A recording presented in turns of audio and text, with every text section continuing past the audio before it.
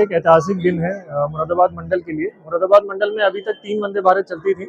आज ये चौथी वंदे भारत है, जिसके 5 प्रमुख स्टेशनों पे मुरादाबाद मंडल में स्टॉपेज मिले हैं।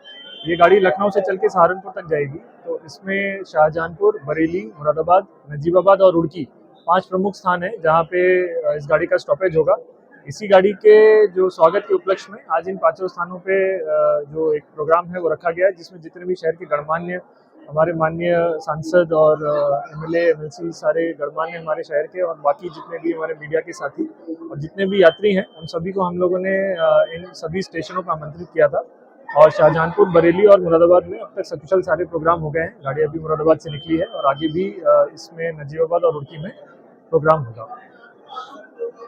वंदे भारत का ही रेक है। वंदे भारत अपने आप में बहुत ही एक आधुनिक ट्रेन सर्विस है हमारी, जिसमें जो कोचेज हैं वो जिनकी राइड क्वालिटी, सीट का कंफर्ट और ओवरऑल पैसेंजर का जो एक्सपीरियंस है वो काफ़ी प्रीमियम और काफ़ी अच्छा होता है।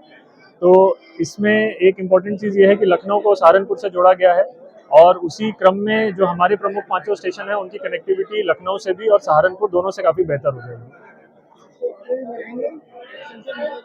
नहीं, वर्तमान में ये गाड़ी लखनऊ से सहारनपुर के बीच में ही चलेगी।